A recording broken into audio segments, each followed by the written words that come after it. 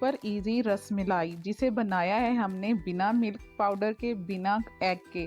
तो फिर इसको कैसे बनाया है, आपके लिए आसान तो तमाम टिप्स एंड ट्रिक्स शेयर करते हैं आपसे। लेकिन इससे पहले चैनल पे नए हैं तो इसको सब्सक्राइब करें और वीडियो पसंद आए तो थम्स अप दें।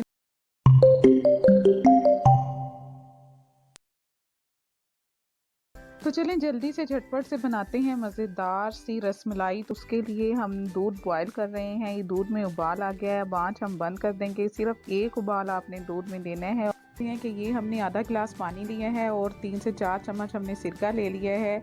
यहाँ सिरके की जगह आप लेमन का इस्तेमाल भी कर सकते हैं। तो अब लेमन हो या सिरका हो, इसको आपने पानी में ऐड करके फिर आपने दूध का छेना बनाना है, और यानी इसे दूध में ऐड करना है और उसको फटाना है दूध को। तो चलें, अब दूध नॉर्मल टेम्परेचर पे आ गया है। अब हमने इसका छेना तैयार करना है। तो उसके लिए हम स्पून की मदद से थोड़ा थोड़ा करके सिरका ऐड करते हैं और साथ ही हम इसको मिक्स भी करते जाएंगे। तो तकरीबन 4 से 5 चम्मच ऐड करने के बाद आप देखेंगे कि दूध जो उसका छेना तैयार होना स्टार्ट हो जाता है। और अगर 4 से 5 चम्मच ऐड करने के बाद दूध अच्छी तरह फटता नहीं है, आपने टेंशन नहीं लेनी। आप इसमें इतना सिरका मिला पानी ऐड कर सकते हैं जिस तक आपका दूध फटता नहीं है। तो जब आप देख रहे होंगे कि दूध अच्छे से फट चुका है, इसका छेना जो है वो मुकम्मल तौर पर इकट्ठा हो चुका है। तो अब हम इसको स्ट्रेनर की मदद से निकाल लेते हैं और अब इसका पानी हमने अच्छी तरह से रिमूव कर देना है। ठंडा पानी आप इसमें ऐड करें और इसको अच्छी तरह से मिक्स कर लें ताकि इसमें मौजूद सिरके का खट्टापन जो है वो अच्छी तरह से इसमें से निकल जाए। तो फिर आप इसको ऐड कर लें किसी भी मलमल के कपड़े में से, और उसमें ऐड करके आपने इसका तमाम पानी जो है वो रिमूव करना है।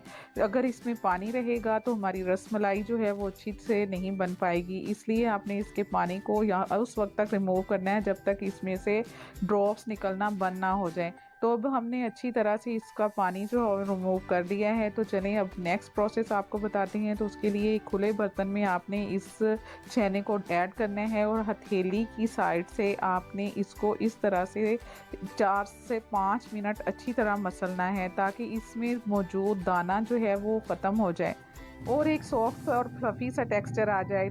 तो 5 से 6 मिनट के बाद जब आपको फील हो कि ये इसी तरह से यकजान हो चुका है, तो फिर इसमें आपने ऐड करनी है 2 चम्मच कॉर्नफ्लोर।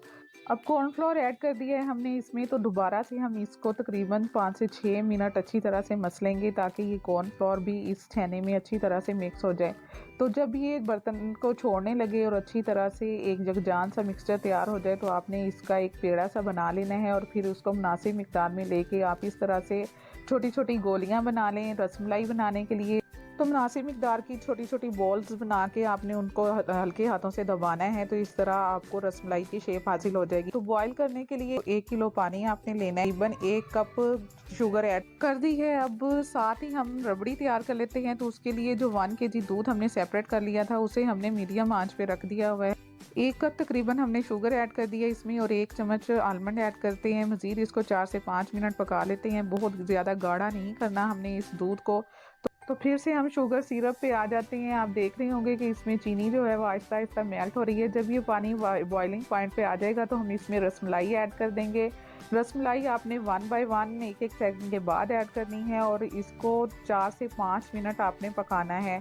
ऐसे ही तकरीबन 7 से 8 मिनट के लिए ढककर बॉइलिंग पॉइंट पर ही पकाएंगे, जिसके लिए आंच आपने उतनी ही रखनी है कि ये बॉइलिंग पॉइंट टेम्परेचर जो है वो कम ना हो सके। तो हम इसकी साइड चेंज कर देते हैं। तो आप देख रहे होंगे कि साइज़ में भी तकरीबन डबल हो चुकी हैं। तो अब हमने करना ये है कि यख ठंडा आपने पानी लेना है फ्रीज़र से और उसमें ये रसमलाई ऐड कर देनी है ताकि इसका मज़ीद कुकिंग का प्रोसेस जो है वो यहीं कंप्लीट हो जाए और यहीं रुक जाए।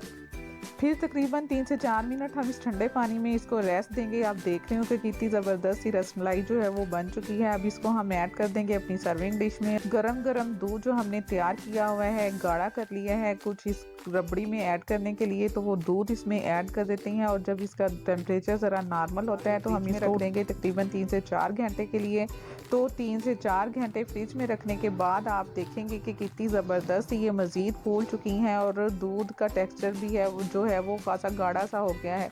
तो बहुत ही मज़े की रसमलाई इस तरह से आप तैयार कर सकते हैं। अब आप हमें कमेंट्स में बताइएगा, है ना इंतहाई इजी और सिंपल सा मेथड